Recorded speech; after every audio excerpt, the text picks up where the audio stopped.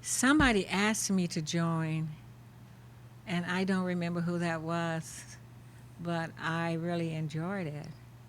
And it was breakfast, so you had to be there at 7 o'clock in the morning. So it was good. Are you a morning person? Yes, very Really? early morning. The earlier, the better. Really? Yeah.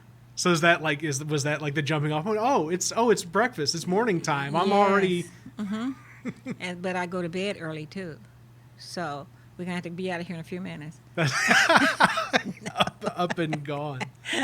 Well, how many years were you in Rotary for? Do you like? I mean, I know you said it's been a while since you've been in, but was it like a Oh, it decades of had to service type be of? 6 or 7 years, Okay, it's maybe not. longer, but it was a long time.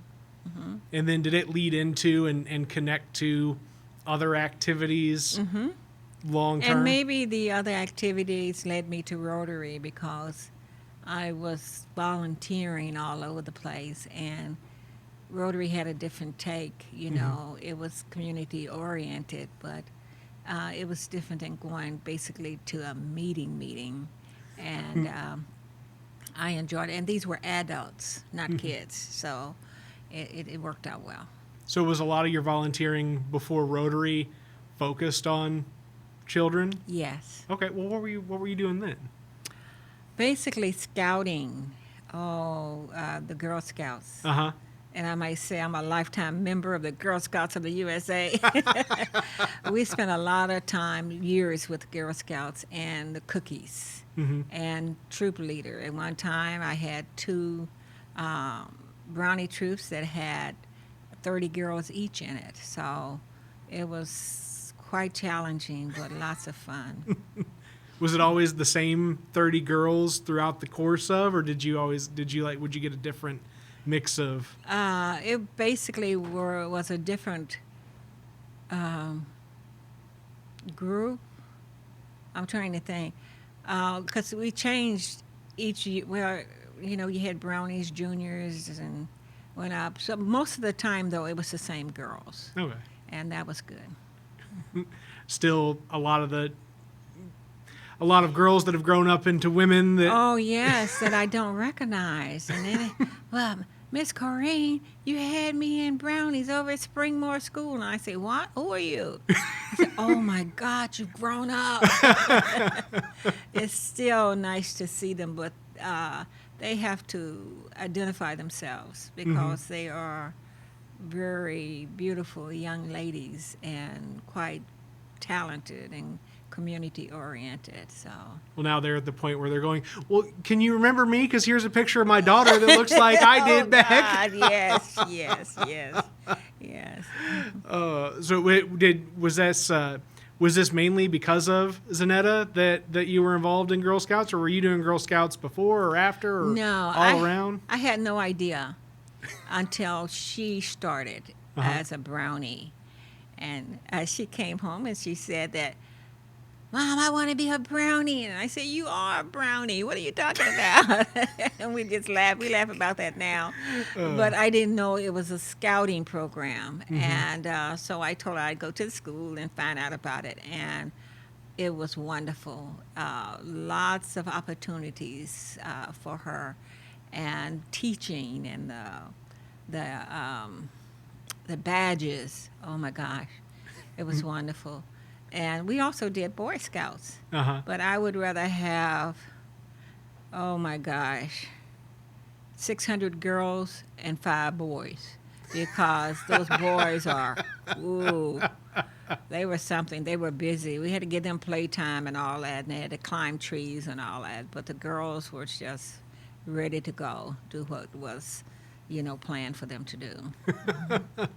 And that's something I imagine is stuck through to today still. Oh, yeah. Oh, yes, yes. Well, that is where I jump into, if I can make it work the right way here. The introduction for episode 99 of the WTF Carbondale podcast, where we talk to interesting people about their interesting lives and tie it all back to this little old place we call home, Carbondale, Illinois. And an interesting life, no doubt, one of Corene McDaniel. Thank you. Okay, so do you have people come up to you and talk to you as if you're a townie Carbondale born and raised? Now, I'm not to say that after many years of being in Carbondale that you're not a Carbondale townsperson. I don't think that 90% of them know that I wasn't born and raised here, because we've been here. Oh, I say we. See, there's my husband there. But I have been in Carbondale, oh my gosh, probably close to 60 years. Yeah. Maybe, and that's a very long time. What do you remember what brought you here? School. It was school? I was here on a scholarship at SIU, and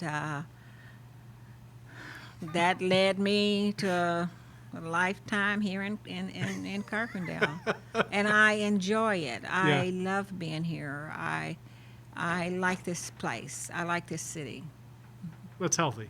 Yes. Where I mean, because people come from all over the world and fall in love with this place, right? It's not like people just come from one place to here and then all of a sudden, it's just a good kind. I mean, you can come from 6,000 miles away. Yes. And Carbondale can be the place that you're just meant to be. Yes, and I think that may be a good phrase, because I think this is where I was meant to be, here in Carbondale. But I did find a husband here, so therefore I stayed forever. Do you remember the story of you and Milton meeting the same way that Milton remembered the story of you two meeting? Almost. There's a little difference in there, but not too much. But I was in school, and he would come out on campus, but he didn't tell you that all the misunderstandings that we had. One was, I didn't know he was in high school.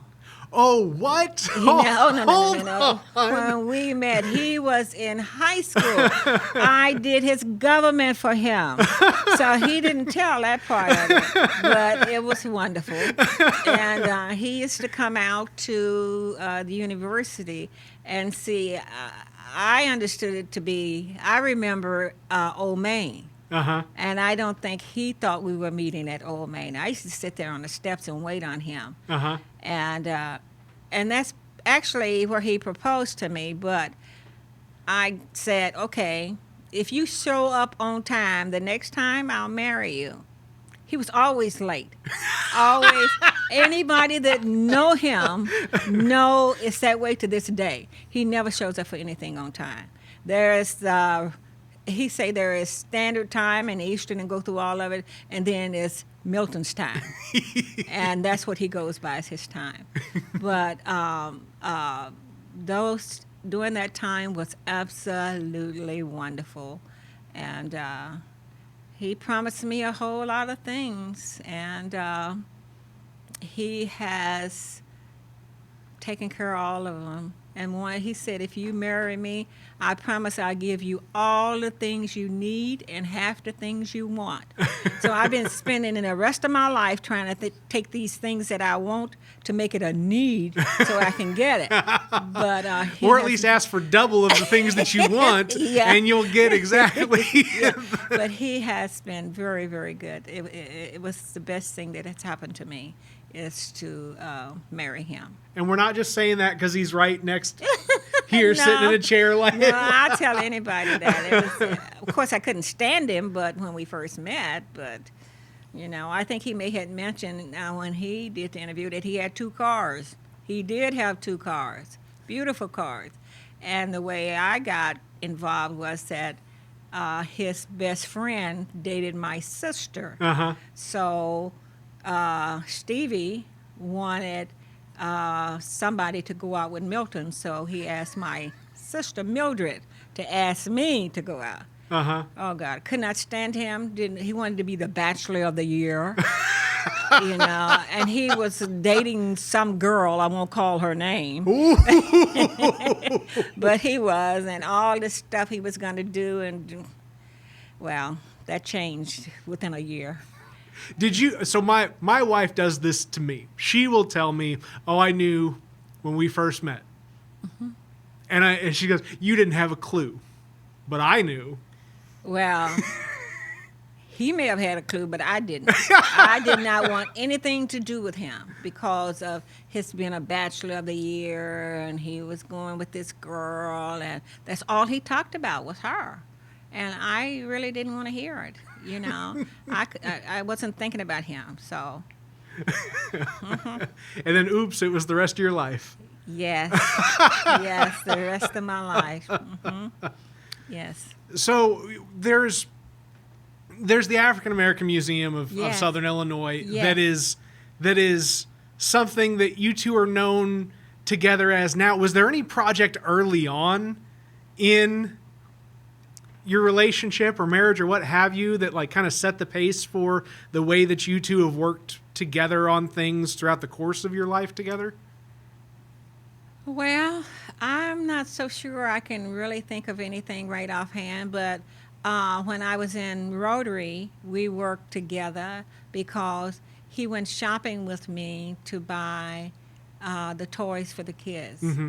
And we end up sometime down in Cape and in Paducah buying these toys and then come back and sack them up. And the Rotarians was always there to help. Yeah. But I'm not so sure that they had smaller kids. We did. Uh-huh. So we knew what to purchase for them. And it was a good time. But mostly everything that we have done, it's been together. Yeah. And it continues to be that way now.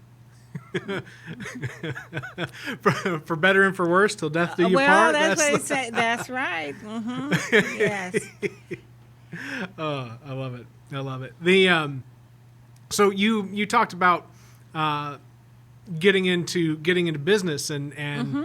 owning and running a salon. Was business and entrepreneurship something that you had always had an interest in leading up to when you first opened up for business, or was it just kind of like a Well, I had worked at the university, mm-hmm. and I was working midnights, got tired of it, and then I decided that I wanted to own a beauty salon. Yeah. I didn't want to work in one. I just wanted to own it. And then I got to thinking that if something happened with one of the clients, I wouldn't know if they were telling me the truth or not, whether, this product took her hair out or not take her hair out. So I thought I'd better go to cosmetology school. Uh-huh. So I went to cosmetology school, and my teacher, I love her dearly, Sandy Monahan, she has since passed away, but I will remember her forever. And I told her I wanted to build a salon. Oh, no, you got to work for somebody for 4 or 5 years before you get your own salon.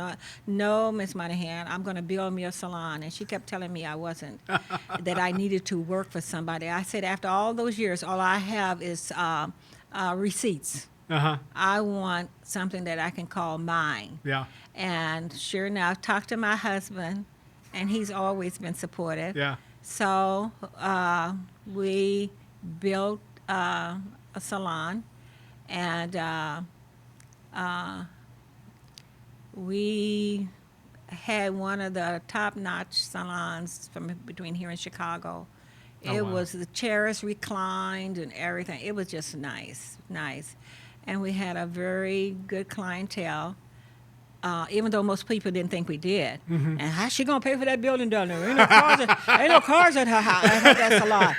And then they started taking bets as how long I was going to have the salon open. They didn't realize that I lived next door. Mm-hmm. I didn't have to drive to work. Yeah. But I started driving to work. So they at least know that my car was there, mm-hmm. And it worked out. It worked out. We have some wonderful, wonderful clients. And to this day, some of them, have been, when they see me. And then actually in the museum, mm-hmm. we had these young people to come in. Miss Corene, you remember me? I am so sorry. No, you gave me my first haircut. I said, what? Who are you?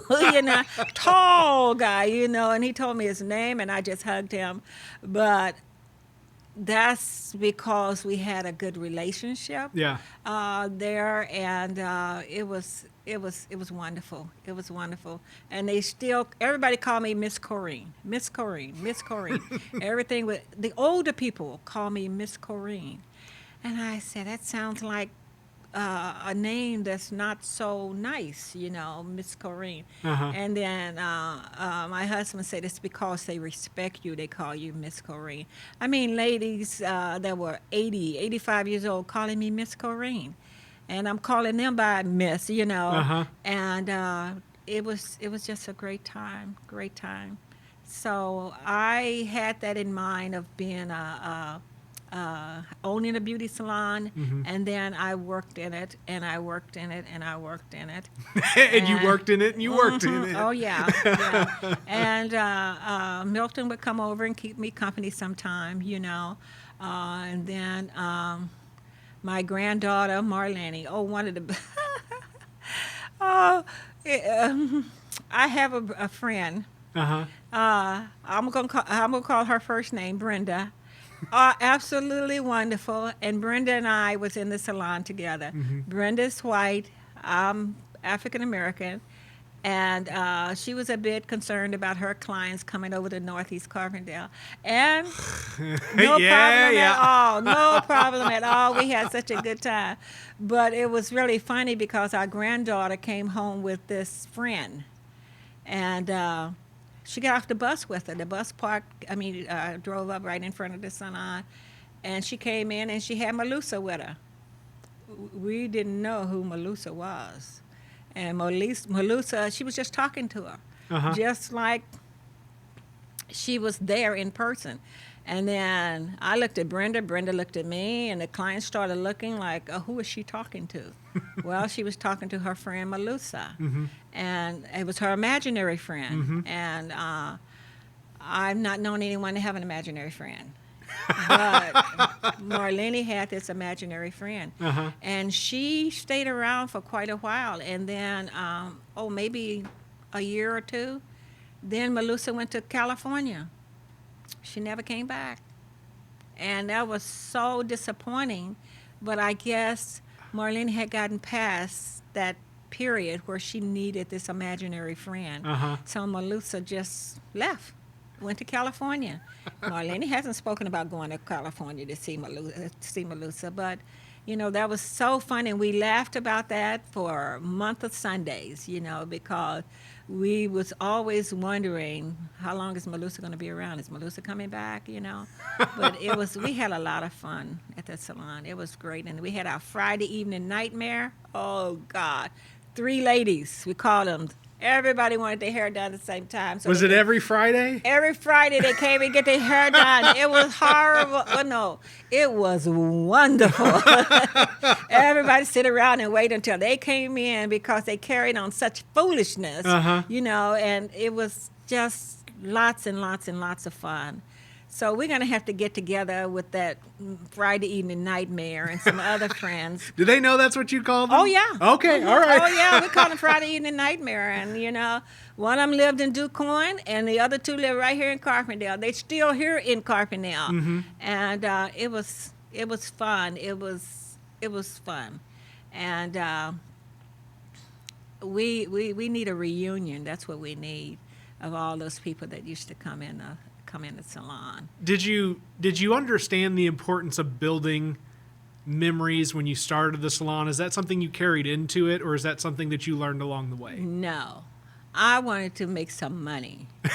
That's what I wanted to do. And I wanted to have a top-notch place. And actually, I didn't really want to do hair. Mm-hmm. Give me your hands and give me your feet. Mm-hmm. I was in my element when I did your feet and I did your hands. Uh-huh. That's what I enjoyed doing. And to this day, I enjoy your feet and your hands. And, oh, my gosh, that's what I wanted. That's why I wasn't worried about hair until I realized that somebody told me, this relaxer took the hair out, this perm, took the hair out, I wouldn't have known what they were talking about. So Yeah. that's why I went to school. And going to school, I learned pedicures and manicures, and that's where my loyalty kind of lied, was in those. Huh. Well, that's interesting to know. Just that, Most people don't know that, so that's something new. I feel like that could be a fundraiser for the museum one day. Just like, come get a 10-minute pedicure. Oh, yes. And probably my seasoned clients would be the first one in line and would pitch a fit if they weren't first, you know. I haven't had a pedicure like this in years. And that's what they would say. That's what they would say. And to massage their hands, oh my gosh, wax them. It was great. So when did you finally retire from the salon? You have to ask my husband because I don't remember. All right, Milton. When did she finally retire from the salon? 2005. Now I know why I retired. Why did you retire? Because I was taking my granddaughter to the bus, Uh-huh. not Marlene and Malusa, Sheridan, and I fell. I missed a step, and I broke the fingers on my right hand, so I could not work, and it took a while. I was in therapy for about 8 months. Wow. And then, and I was wanting to retire. I really was. Mm-hmm. But I had a lot of mature clients, and most young people don't want mature clients. No. And in school, we called them our bread and butter clients, that they would be there come hell or high water. And they were, you know, and that's who you kind of depended on, because, you know, these older people was going to be there. And they came once a week to get their hair done. And it was very, very exciting. But, you know, I enjoyed them, and I think that they enjoyed me, the reason they kept coming back and coming back. It's good service and Yes. good Conversation. relationship. Yes. Mm-hmm. The so how many grandkids total then? We have 5. 5 grandkids. 5 grandchildren. Yes, yes. And we enjoy them so much. And, you know, we were foster parents. Okay. And we were foster parents because of that need in the community to have somebody to take care of the kids once they were an award of the state. Yeah. So we decided that, well, we had a big house. It didn't matter. We just take these kids. And we did. And then once we started having grandkids, then we stopped being foster parents, because the grandkids was taking up a lot more time than we thought that we would be able to share Yeah. with the foster children. How many do you, I mean, give or take? I mean, did you have just a handful of foster children Oh, throughout the no, years, or we was had it? We had a lot of Wow. foster children. And you know what? They come back and they visit to this day. Oh, that's great. And most of them I know, Milton knows them all Yeah. by name, you know, where they came from. And once they tell me, Miss Corene, this is, and oh my God, look at you. You grew up. And they always tell us that the best thing that happened to them was to be in our home. Yeah. And that to this day make us feel very, very good, very good. And they're doing pretty well. Is there So- anything that you think that you did other than just be yourselves for these kids? No. I think it was just being ourselves and loving them. Yeah. And I think that they saw the love in the house, Yeah. that it was okay. I remember one of those, though. Milton went up to Alton, I think, and got him. And we got him, and they told us, well, now, don't be surprised if he doesn't sleep. Well, you know, he came in, and he wasn't going to sleep because I said, okay, so why won't you go sleep? Because there are ghosts in the house. I said, there's no ghost in his house. What do you mean a ghost in the house? There are ghosts in the house. I said, just a minute. We got a flashlight. We got on our hands and knees, and we looked under every last bed. We looked in the closet. We looked anywhere possible for to make him understand there were no ghosts in the house. Uh-huh. And then he wouldn't wake up the next morning. I called the department to tell them that he would not wake up. He would not get up. And they said, well, what did you do? And I said, well, we didn't do anything. Well, you had to do something because he don't sleep at night. I said, well, when he came, we just showed him there were no ghosts in the house. And then she said, that's it. He was comfortable. He felt safe that there was no ghost in the house. And he finally got up, and, oh, gosh, we were happy, you know. And we didn't have any more problems with him thinking that there was a ghost in the house. So,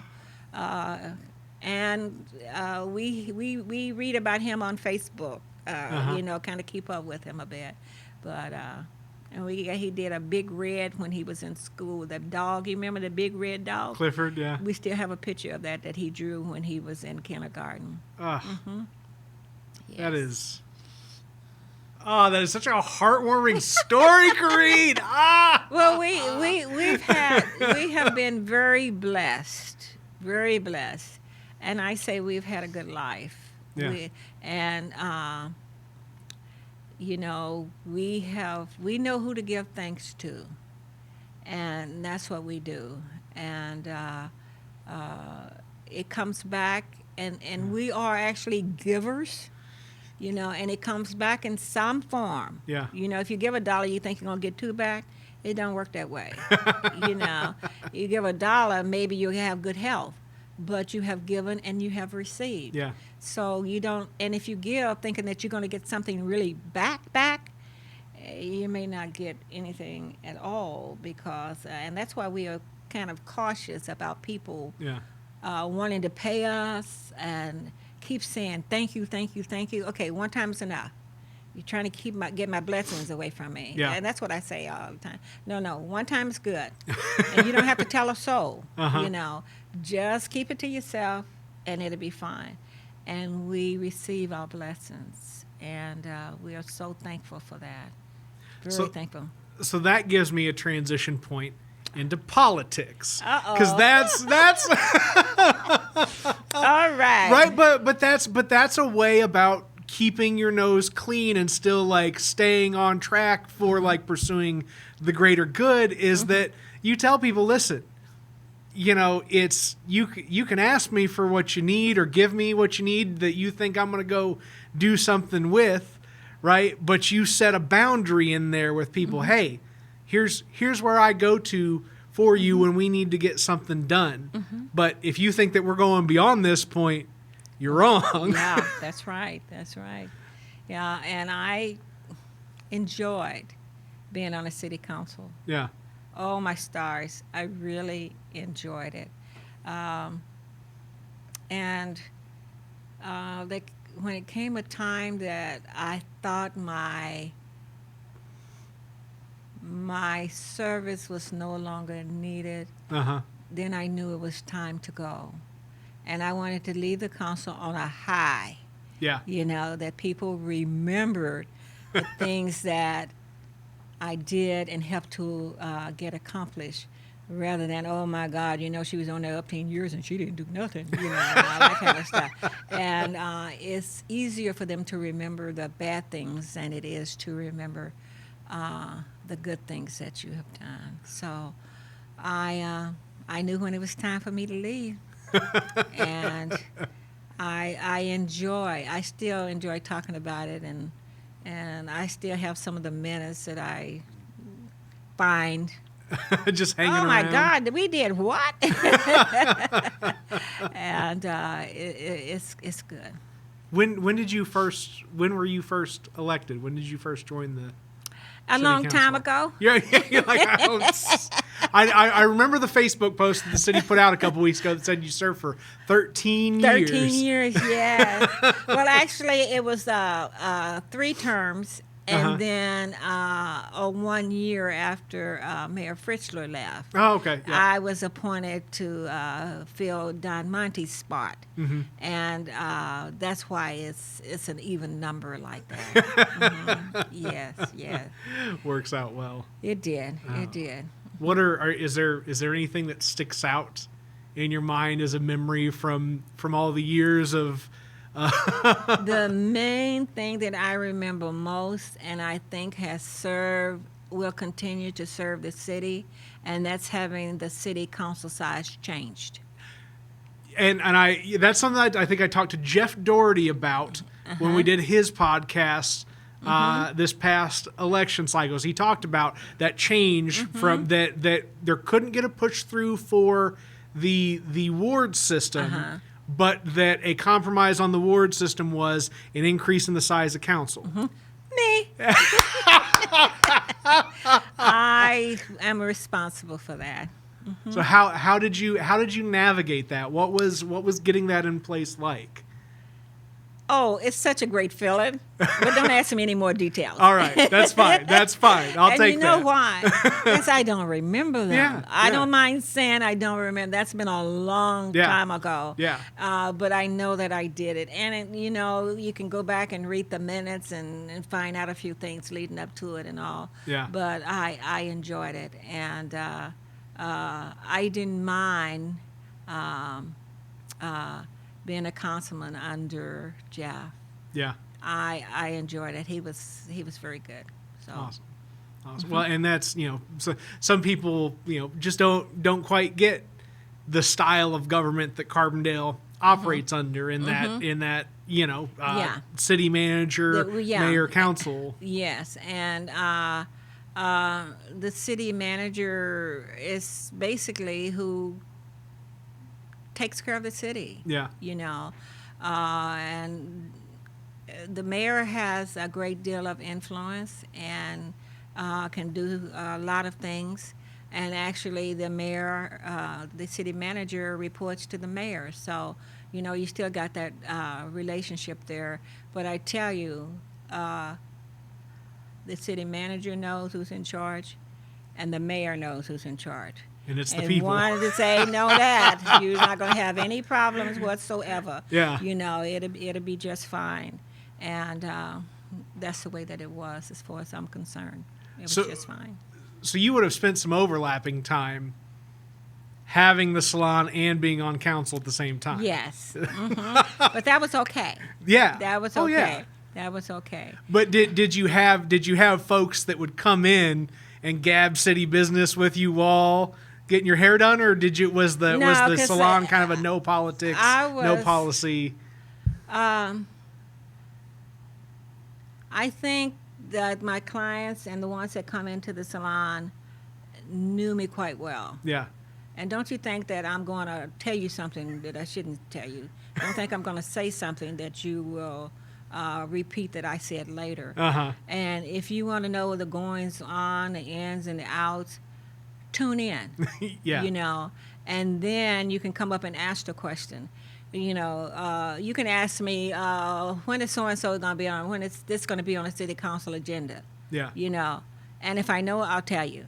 But as far as closed session and all of, don't you even think about asking me anything because it's just not going to happen. Yeah. And they knew that. And I think by the conversations that we had in the salon with the, Friday evening nightmare, we didn't have too much time to do things that we shouldn't have been involved in. They came in and you had to work. Well, we worked our mouth. That's what we did. All the stuff that was going on, and the laughing, and oh my gosh, it was quite exciting. Yeah. Well, and then really all these things, because you had 97 was the first iteration of the African American Museum. Yeah. So there was museum.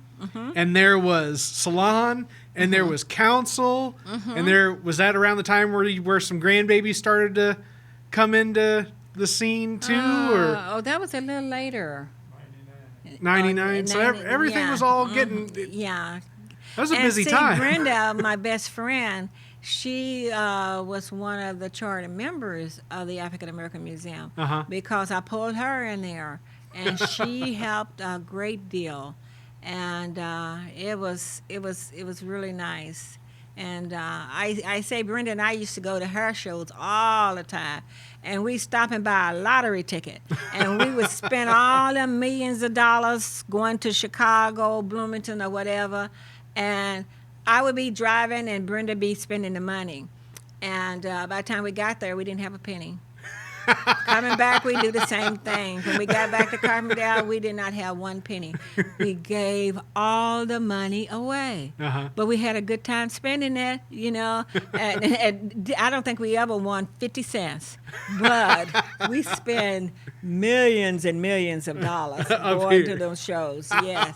And it kept us alert and active, you know.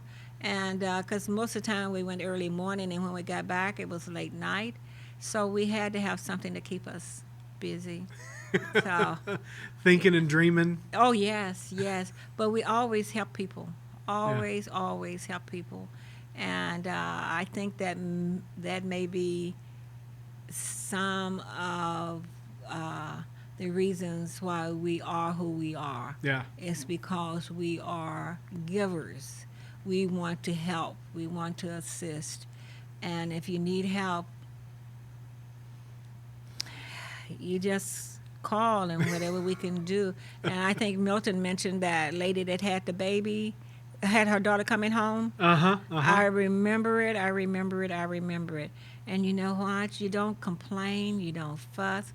And somebody called him at 2 o'clock in the morning because their furnace won't work, you know.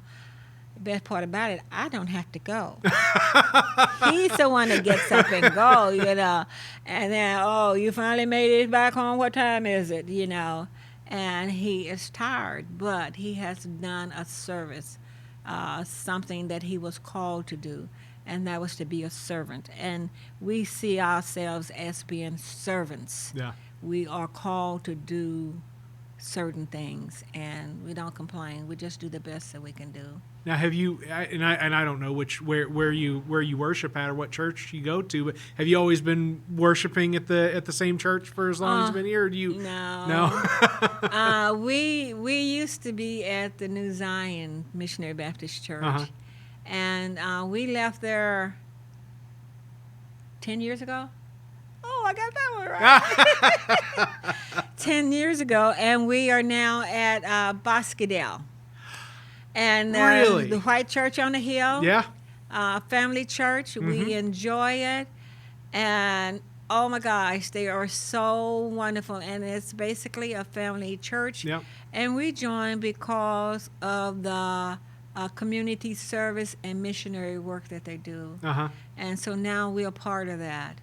And my two granddaughters were baptized in that church. I started saying Marlene was baptized in the church, but Sheridan was baptized in the church first, and then Marlene was baptized there. So it's good. Everybody is so nice. It's a good family church, and you need anything, they're there, and they help us with the museum. They help us with Sunday in the park, and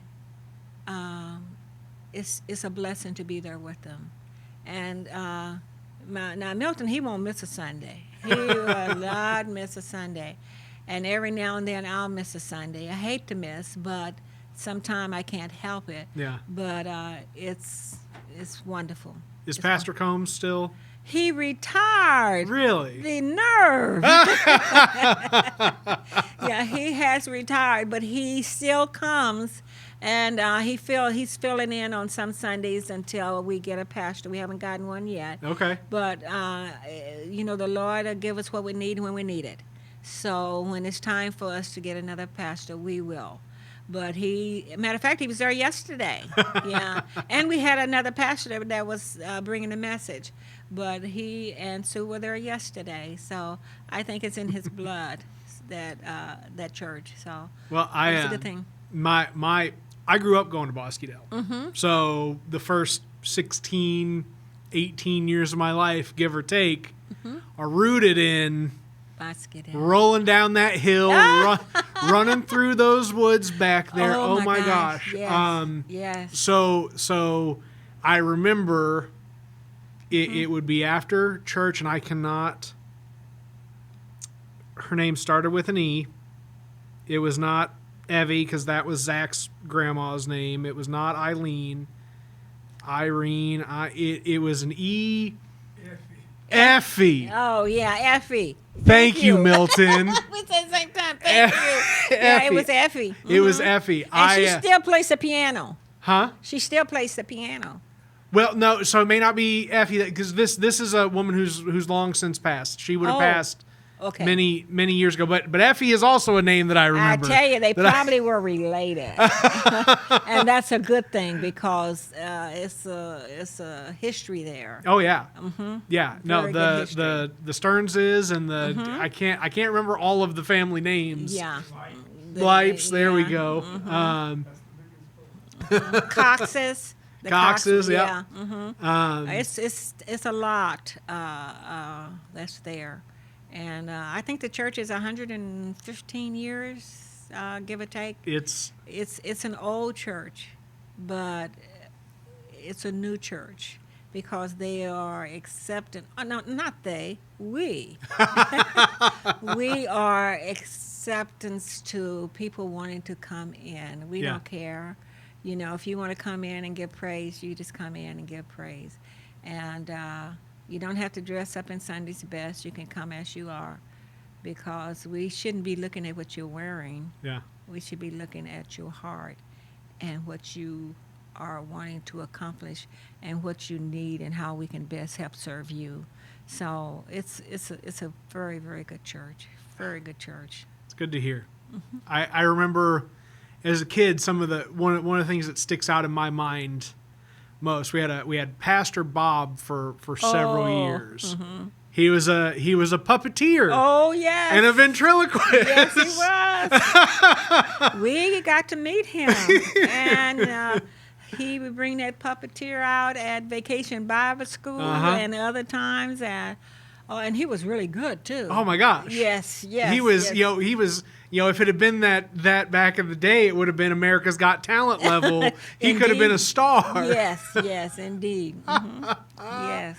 Oh, that's so funny. Oh, now I've got memories all rushing back in. I'm 32 now, which means 22 years ago, give or take. We spent again would have been 11, 12, whatever. We spent the new millennium changeover. That was we spent the night up there at Carbondale when 99 became 2000, and we were all scared of what happens when the computers don't know how to change over. Gosh, that was a biggie. Everybody was afraid, because we just know it wasn't going to turn, and then what happened if it? I remember that. Oh, gosh, didn't want to go to bed. Can you imagine if we had that same scare now with all these phones that we carry around in our pockets? Gosh. We were afraid of what happens when the computer that we left at home was going to go on the fritz, let alone the one that we carry around on our persons. Yes. Oh my! I am so glad to hear that there is a certain level of energy and welcomeness and longevity to Carbondale. It is, and like I say,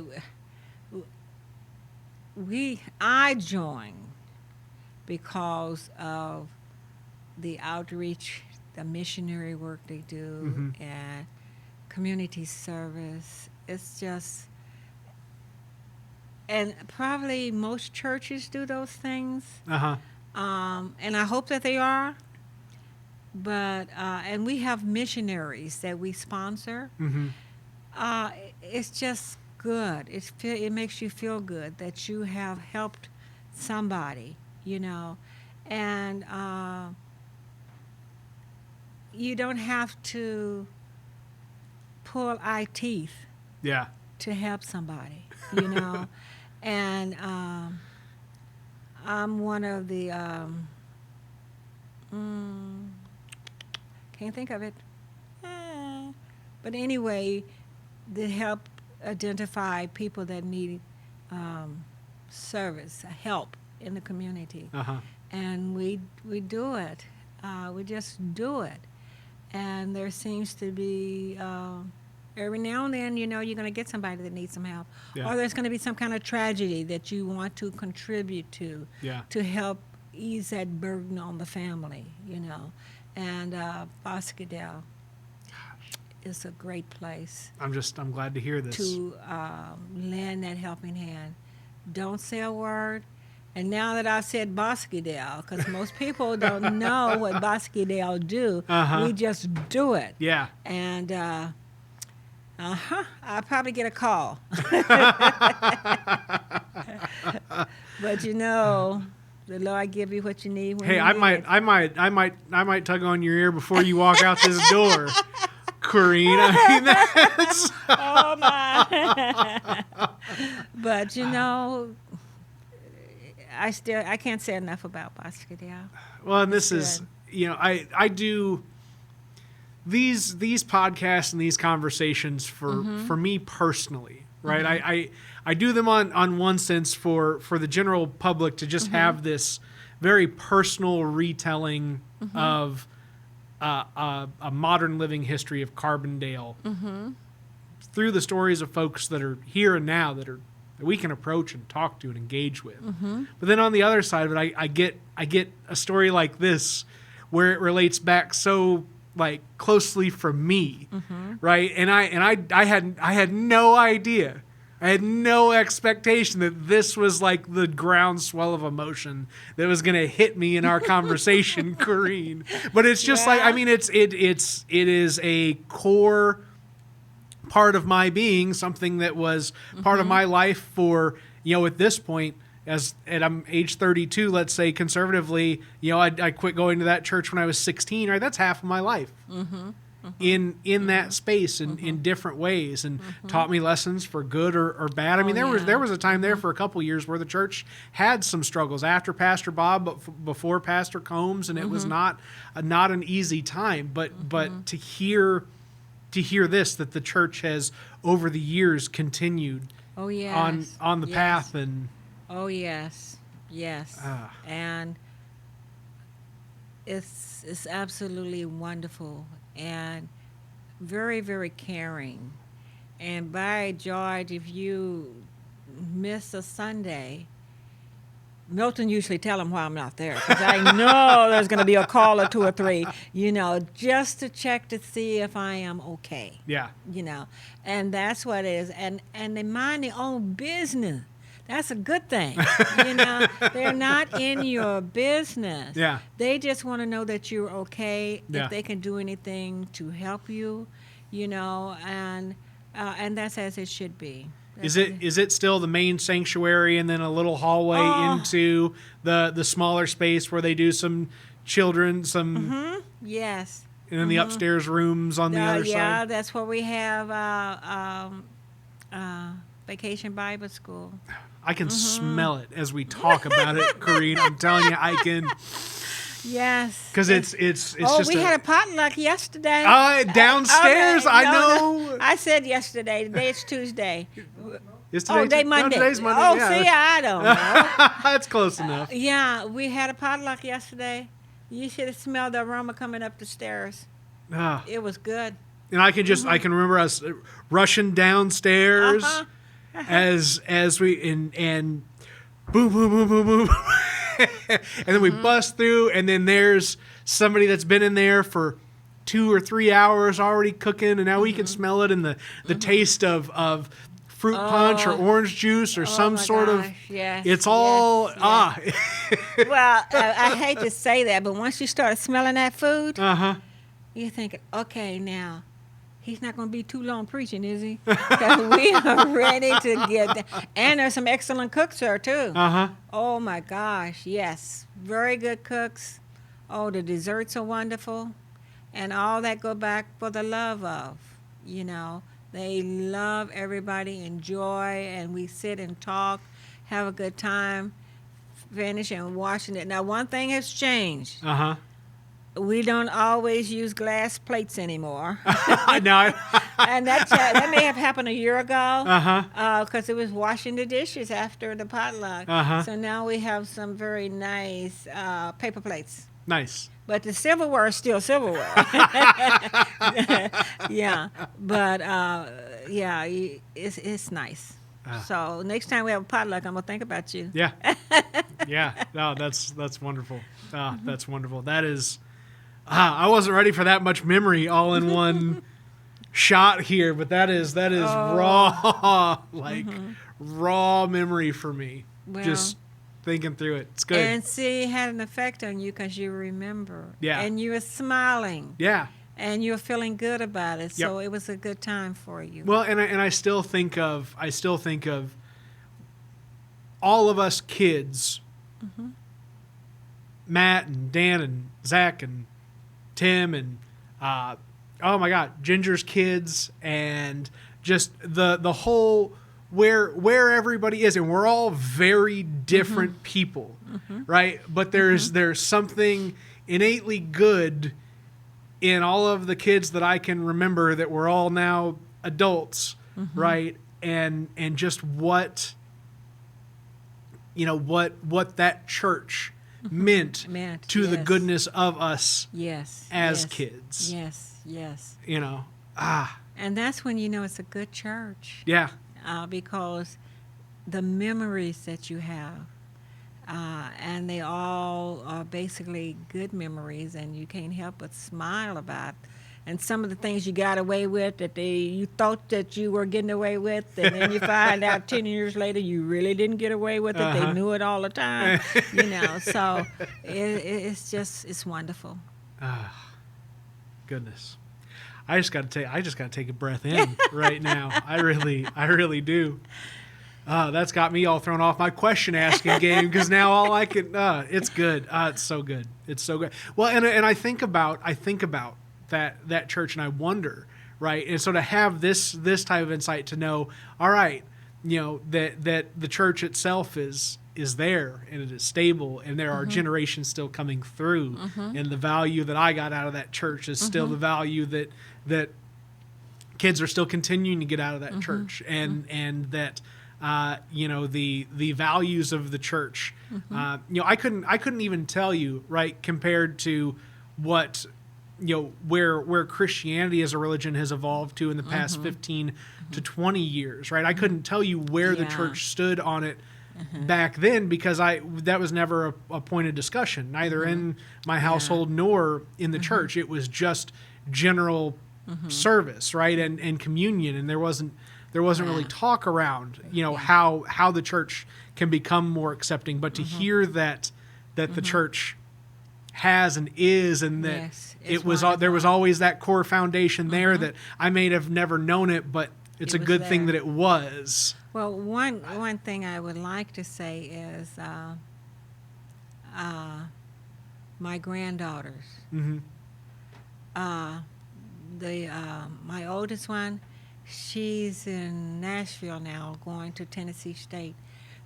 Excuse me. You're excused. And she said, there is not a church in Tennessee like Boscadale. Excuse me.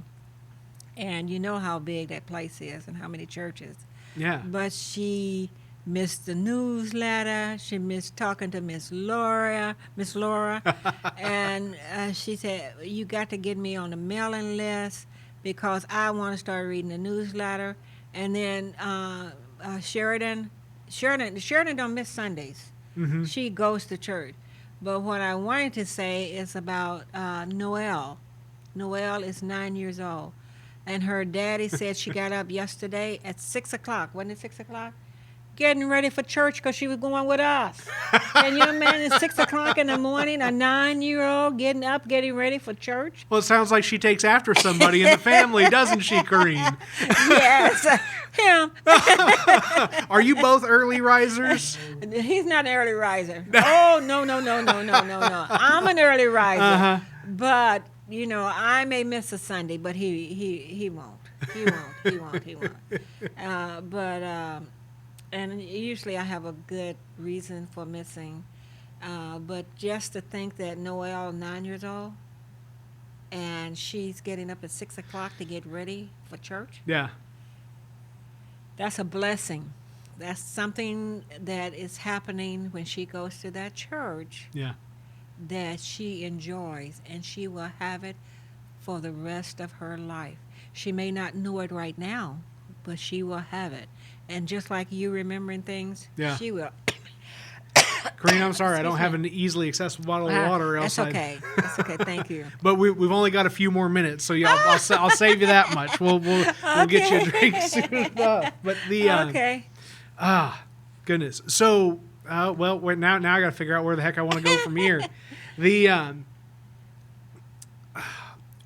I mean just the service aspect, right? Is this something that you feel like you've always had in you, or is it something that you and Milton kind of stumbled into and kind of learned together as you two grew in your relationship, that you kind of decided that service was part of it? Or did you two both bring in an interest in service into your relationship and it just flourished together from there? I think we both brought in Yeah.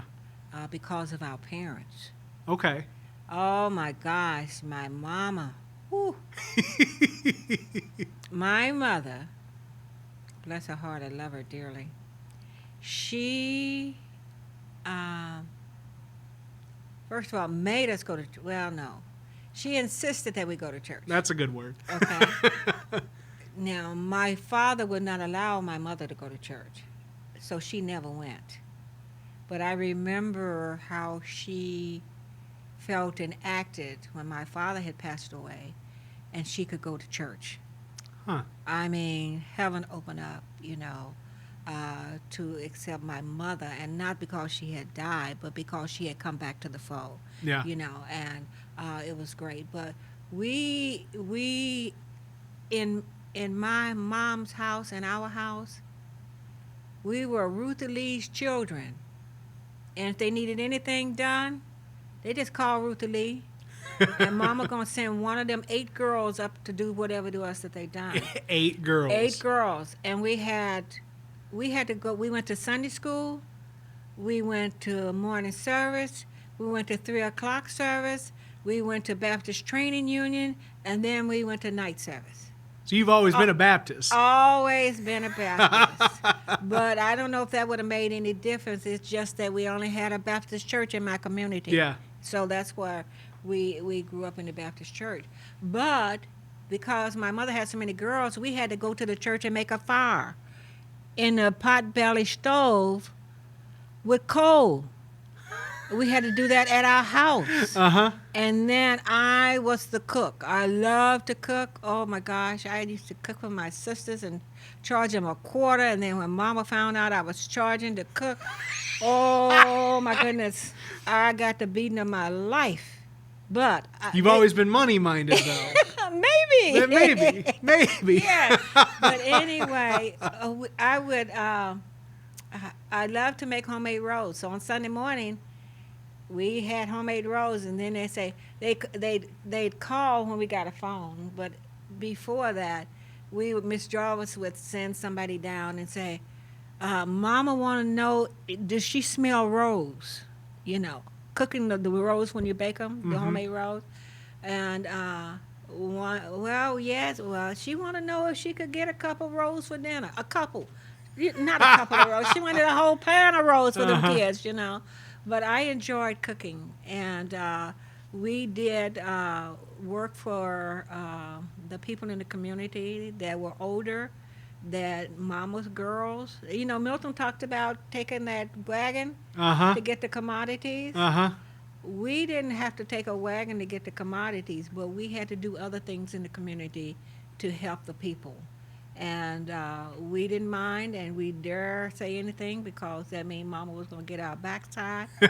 And they would tell Mama, what your daughter said, and they called by name. And one thing, we couldn't figure out how, when we did something mischievous, how Mama knew it before we got home because we didn't have a telephone. So how did she figure that out, or how did she know it? And we'd be in school.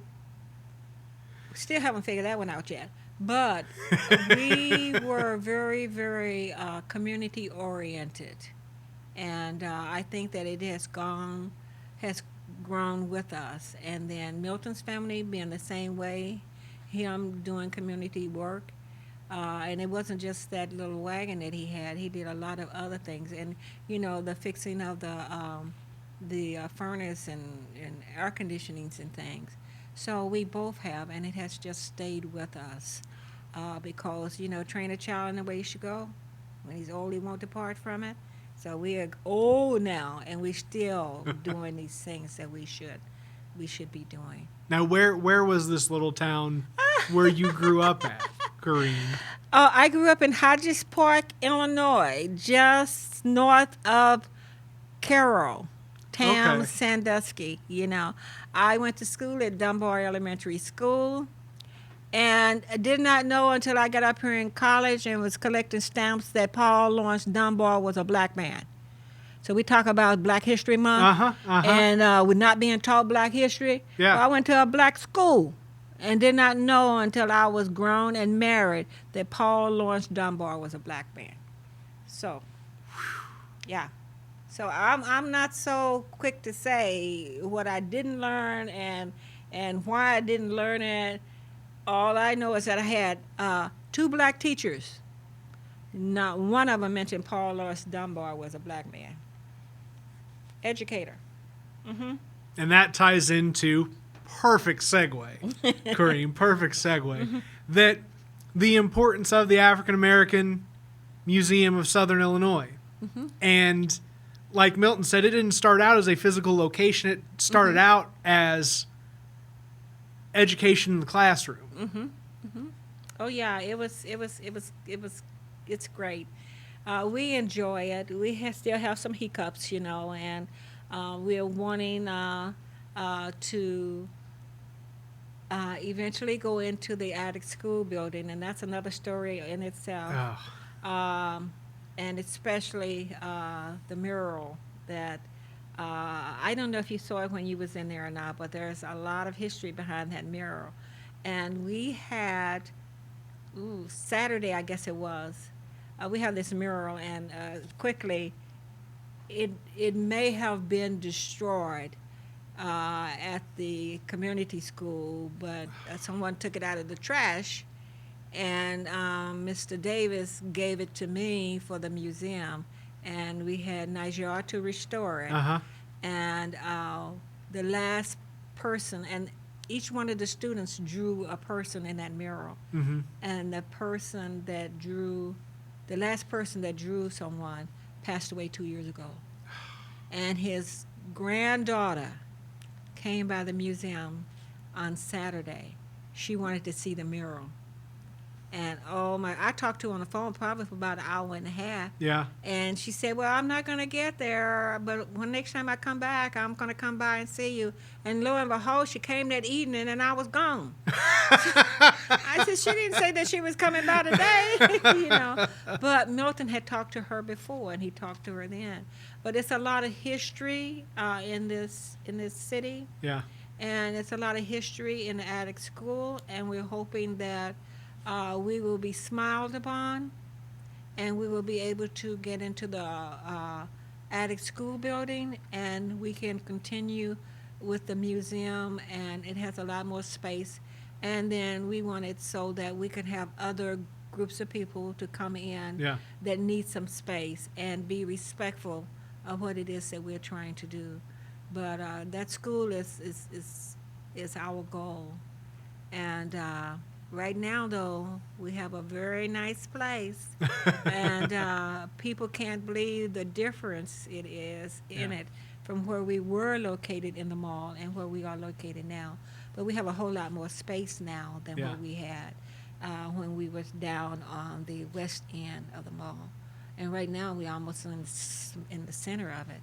But it is beautiful. We get so many compliments and questions about the items that we have in there. And we have some people that are very generous. They go to Africa and they bring back items. They no longer want them. They give them to us. Yeah.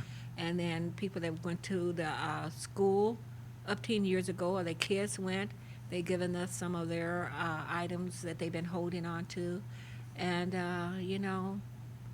we are very, very protective. You may think that we're not, but we know what's in there and where it is. Yeah. And all you got to do is just do eyeball around the room, and you know if a piece is out of place because we put it there, and we know where it is, and we enjoy it, and having the people to come in and talk and talk and talk. Well, and we were talking about before starting this podcast about Edie and Emil. Oh, and did they contribute artifacts to the museum as well as time and treasure? Or I wasn't sure because I know they were world traveled and had all sorts of stuff. And they were world traveled. They haven't given us any artifacts. Okay. Well, unless you want to collect the books. We got caboodles of books that they have donated to us. Mm-hmm.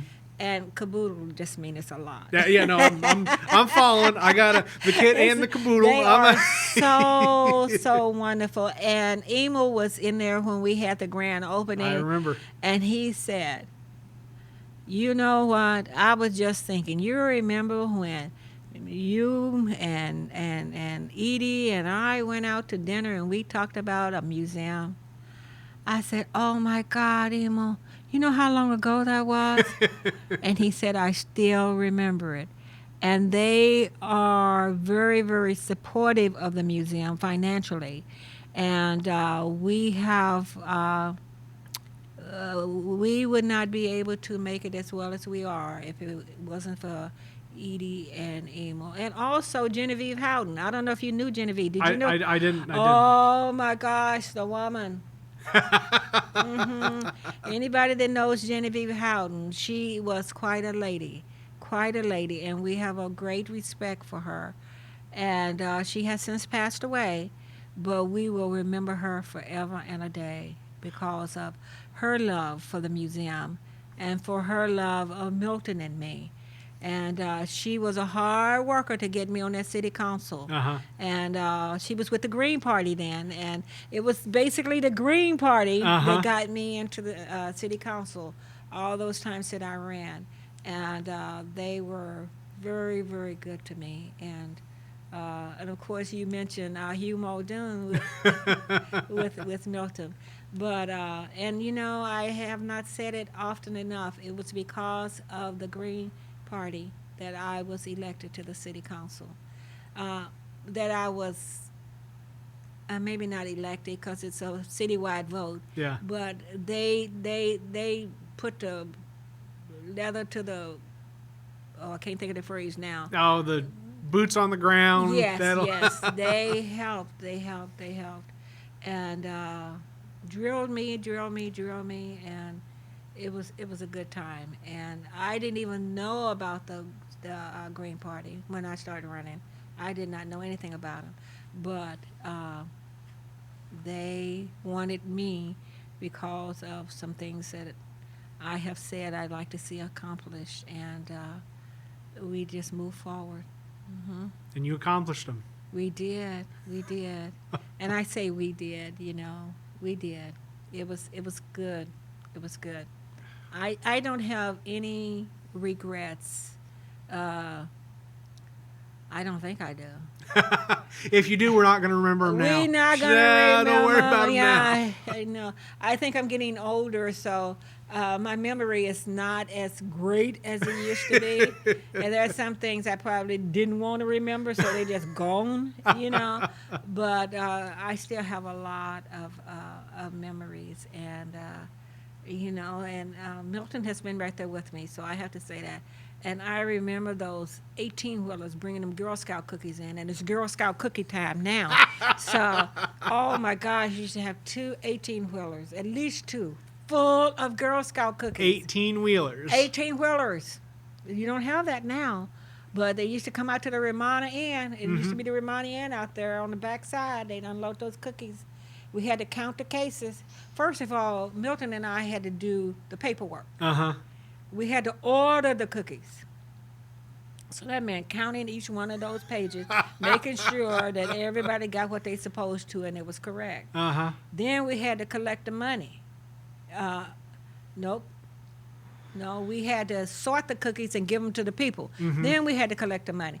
And I finally told them in that Girl Scout office, and it was in preparing that. This is too much money coming into our house. Somebody find out we're collecting all this money, they're gonna break into our house. So then we started to have, because they bring cash. So then they had everybody to bring checks, a troop check, a money order, cashier's check, or something. And then it was easy to count, because if you're counting your dollar off, you got to count it all over. Yeah. But when you got a check or whatever, paper It's right money, there. it's right there. You just match it up. And only one time, we did that for probably about 20 years or so.